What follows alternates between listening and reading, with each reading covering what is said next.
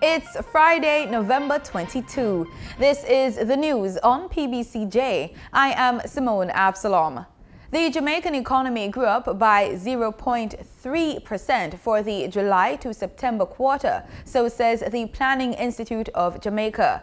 Dr. Wayne Henry, the PIOJ's Director General, speaking Tuesday at the agency's quarterly media briefing, noted that this represents the 19th consecutive quarter of economic growth. He said the outturn for the 3 months was driven by increases in the service sector and came despite a contradiction in the goods producing sector. He said the level of growth was constrained by a number of factors, including drought conditions, which negatively impacted the performance of some industries, particularly agriculture, forestry and fisheries, and electricity and water. The operational closure of the Alpart alumina refinery during the period, which resulted in a sharp contraction in the mining and quarrying industry. He also cited the impact of the trade war between the USA and China as an additional growth-constraining factor for the Jamaican economy. The Kingston Public Hospital KPH now provides a non-invasive cardiac service at the recently established cardiology department. The unit cost just about $64 million, courtesy of the Chase Fund. The facility is equipped with one echocardiogram with 3 reading stations, one portable echocardiogram, one Holter system with 5 monitors and electrocardiogram extenders, one transoesophageal probe, 5 patient monitors, 5 infusion pumps, 1 defibrillator, and 1 medical treadmill. The unit was officially opened on Thursday at the hospital's downtown Kingston location.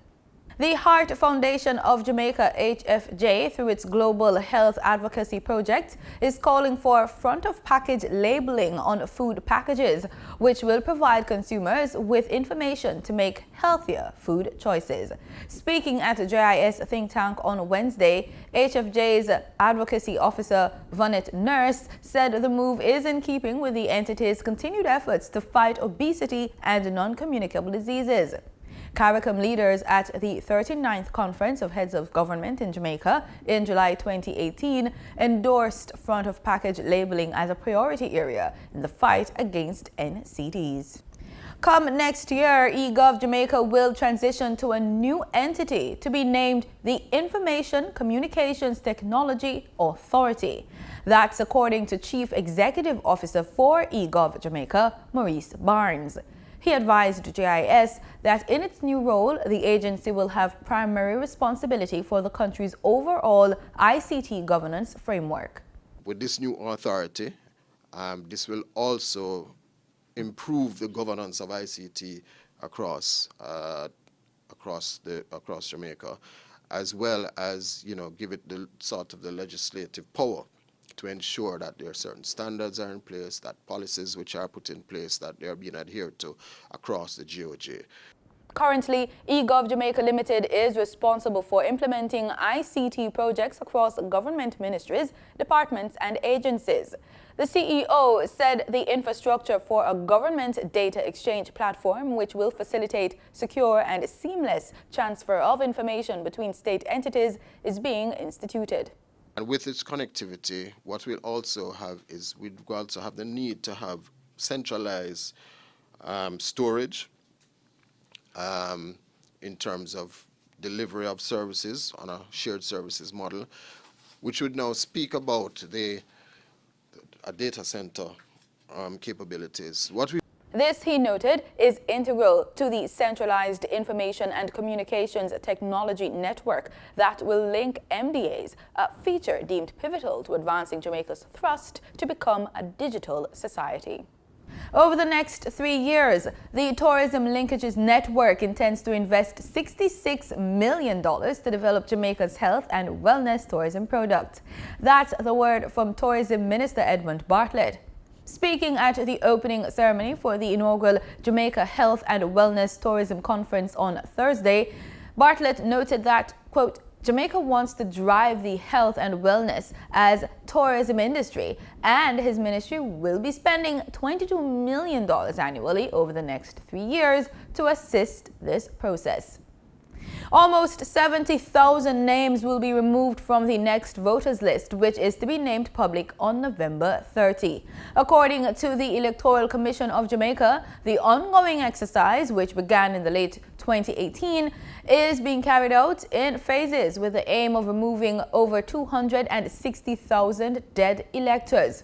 The Commission is working to confirm the deaths of the identified electors through collaboration with stakeholders who would have information to corroborate the deaths. The public will experience a number of traffic changes at the 3 Miles St. Andrew location on the weekend to facilitate critical waterline connection works within the interchange. According to the National Works Agency, starting Friday until Sunday, access will be restricted to the lower overpass bridge along Spanish Town Road, as well as some local roads.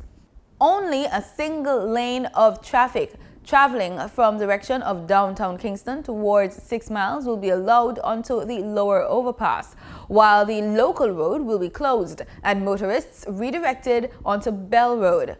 The bridge will continue to facilitate 2-lane traffic traveling from 6 Miles towards downtown Kingston.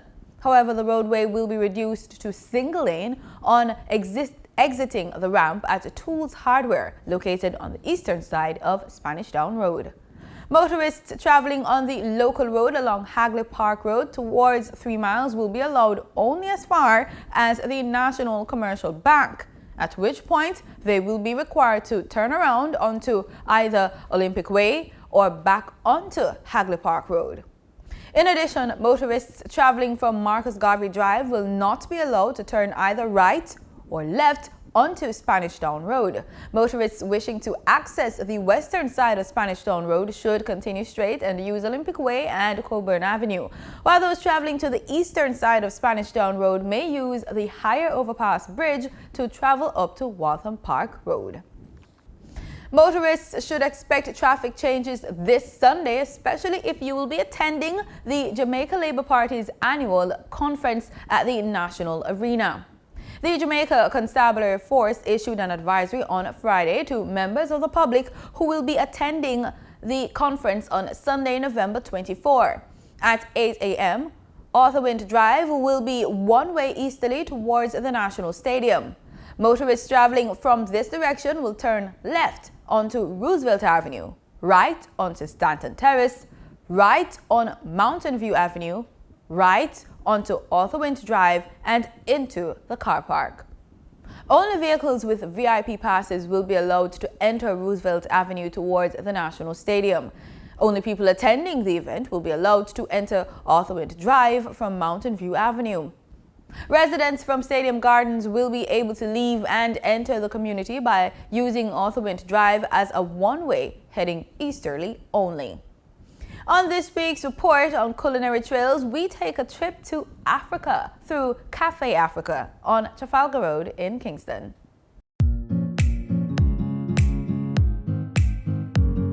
Welcome to another episode of Culinary Trails. I'm Simone Absalom. In this episode, we'll be going back to our roots, going back to menus from the motherland. Welcome to Cafe Africa.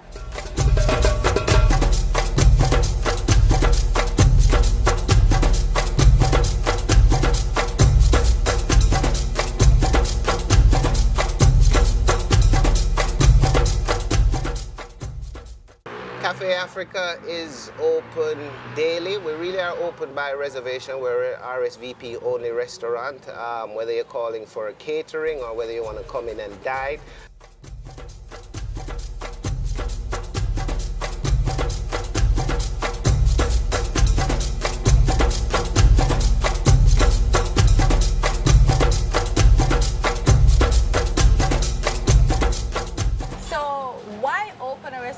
You're not really usually known as a restaurateur. You're known for your activism for black people. You're known as the president of the UNIA.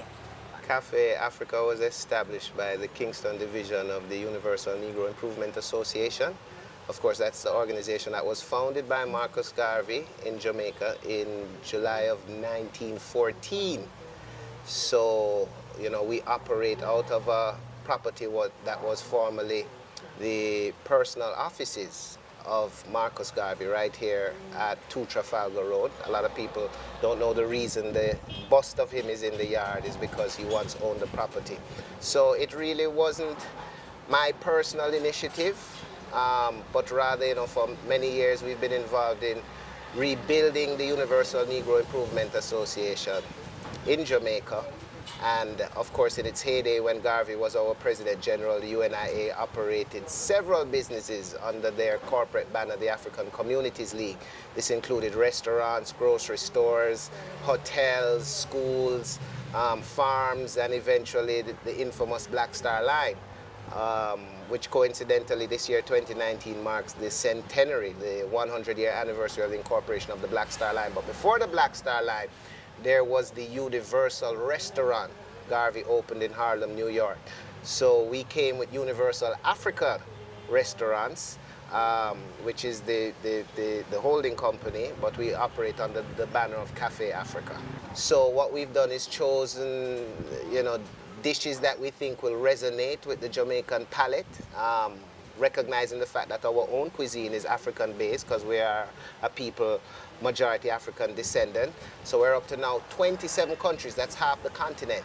So we do dishes from places like Egypt and Morocco in the north, to Kenya, Tanzania in the east, Mozambique, South Africa in the south. We do dishes from Congo, Central African Republic in the center, and of course Nigeria, Gambia, Senegal in the west, you know. So I'm not sure I named all 27 there, but last count was we had at least one dish from 27 countries in Africa. I see you have some utensils here. You were telling me a bit about them.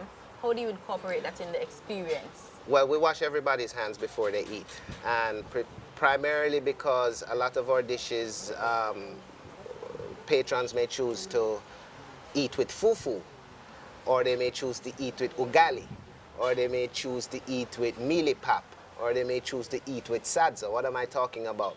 Those are regional names basically for the same sort of starchy product, whether made from plantain or cassava or yam. It's pounded down, then rehydrated in water and made into like a soft dumpling. But you don't use knife and fork. You break it with your hand, you dip it in your stew, and you savor it. So much as you may go to a Chinese restaurant or a Japanese restaurant and like to use chopsticks, we like to give you an authentic feel here. So if you're going to be ordering fufu, you're going to be eating with your hands. I'm going to be giving you samples of at least one dish from each region. So I'm going to give you something from the south, I'm going to give you something from the east, I'm going to give you something from the west, maybe something from the north. So you'll be trying two different types of rices, East African, West African. You'll be having a mchicha, which is from Tanzania, with a little fufu, which is from West Africa. That's the one you eat with your fingers. And I'm also going to be featuring bubuti, which is the national dish of South Africa, and a little chicken domoda being the national dish of Gambia. So I'm taking you all over the continent, and we're going to be stopping in on about a half dozen countries today. All right, well, I can't wait to taste it. Sounds delicious.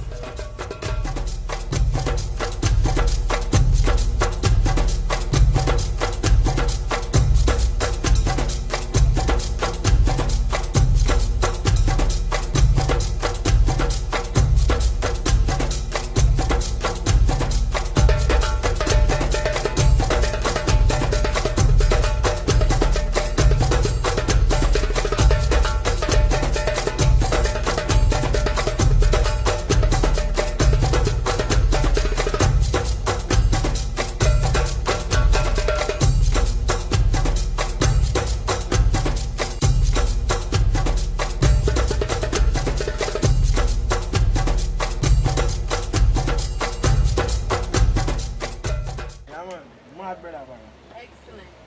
Love it.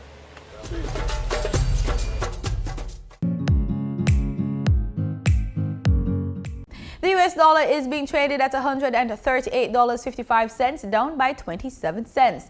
That's according to the Bank of Jamaica's daily foreign exchange trading summary. The Canadian dollar ended trading at Jamaican $104.53, down from $104.57, while the British pound sterling ended trading at $178.84, down from $181.23. In regional news, the governing Dominica Labour Party, DLP, is predicting to win a third consecutive term, and that's according to a new poll from Regional Polling and Research Center Cáceres. Cáceres Director Peter Wickham has more.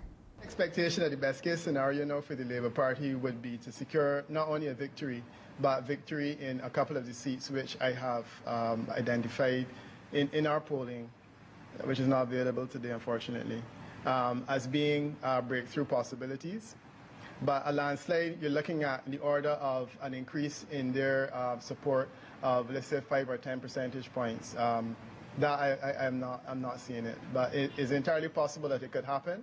I do believe that it is an expectation of several Labour Party supporters that will happen. But certainly my own scientific reading is that this exercise is a far more measured one, where the Labour Party is looking at managing a slide as opposed to a situation where they're looking at a landslide in the other direction. Wickham said that while Roosevelt Skerritt is the favorite for leader, support for his DLP has declined since the last election. Meanwhile, the polls showed increased support for the opposition United Workers' Party. But Wickham has also observed voter lethargy ahead of the December 6 polls. Voter lethargy is the extent to which voters are perhaps not excited to vote, or alternatively a lot less enthusiastic about voting than they were in the previous election. And I can tell you at this point that voter lethargy is definitely up in Dominica. I don't believe that comes as a surprise to anyone, in that there is an increased lack of enthusiasm regarding voting, and I'm talking about voting for either political party on this occasion. The question then of success really is about who is better able to motivate voters at this point in time. And I should point out that the issue of voter lethargy can impact negatively on our projections for a Labour win. Certainly if Labour is able to get its voters out on election day and is able to deal constructively with this issue of lethargy, then Labour can win. If, however, the opposition is able to better exploit this issue of lethargy and get its voters out, then the opposition UWP can win. Staying in Dominica, as teachers are taking strike action to protest the delay in increasing salaries. President of the Teachers Association, Marvin Alexander, says a meeting of executives being planned to discuss a way forward will be happening. Contrary to what has been said on a certain radio station and on the streets, government has not made any counter proposals for salary increases for teachers to the Dominica Association of Teachers. Based on some issues raised at the first meeting of the government negotiating team, it was recognized that there are some very important matters that needed to be discussed with the administrative personnel of the Ministry of Education, which are affecting teachers in this country.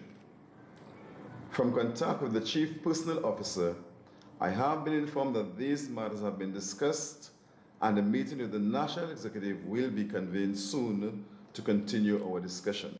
In Trinidad and Tobago, political leader of the People of the Congress, COP, Caroline Siprasad Bacan, is distancing herself and her party from any involvement with illegal data mining by British political consulting firm Cambridge Analytica. It's alleged that COP had engaged the firm on behalf of the United National Congress, the UNC, in the 2015 elections. Siprasad Bacan says her party had nothing to do with that. Ian Watson of TTT News tells us more. The fallout between the UNC and the COP does not look like it would get any better soon, as the UNC is hitting back at their former government partner over the Cambridge Analytica fiasco. On Monday evening, the UNC claimed they had nothing to do with the now infamous incident that involved the collection of data from the citizens of this country in an effort to win the 2015 general elections. However, CUP leader Caroline Sipasal-Bechan says the UNC cannot blame the CUP. Let me say that I feel this is cheap, deceitful, and a malicious attack on the Congress of the People and its members.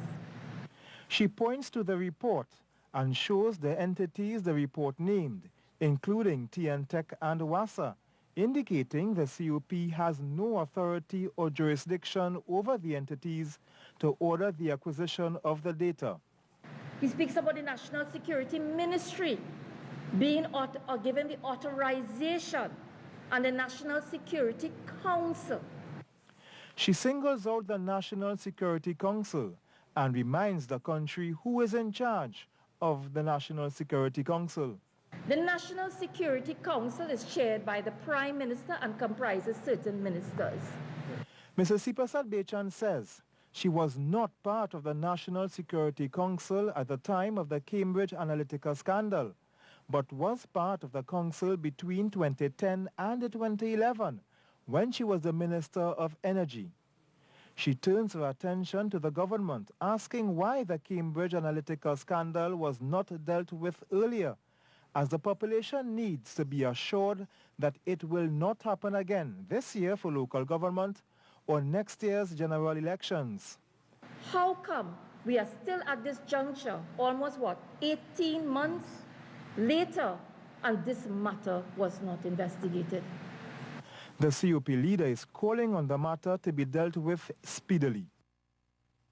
In sports, we're on the pitch with cricket. The West Indians will look to add to their lead when play resumes on the third and penultimate day of their tour game against the Afghanistan Cricket B X1 in Lucknow, India on Friday. The Caribbean side managed to secure a 10-run first innings lead on Day 2 after dismissing the ACB X1 for 158 in response to 168 all-out they made on the opening day. And over to football, St. Catherine High have advanced to the Issa Walker Cup final after defeating St. George's College 5-4 on penalties in their semi-final match at Stadium East Thursday. St. Catherine will face the winner of Friday's other semi-final between Excelsior High and Camperdown High in the final game. And that's the news. Thanks so much for watching PBCJ. Remember, we are the People's Station.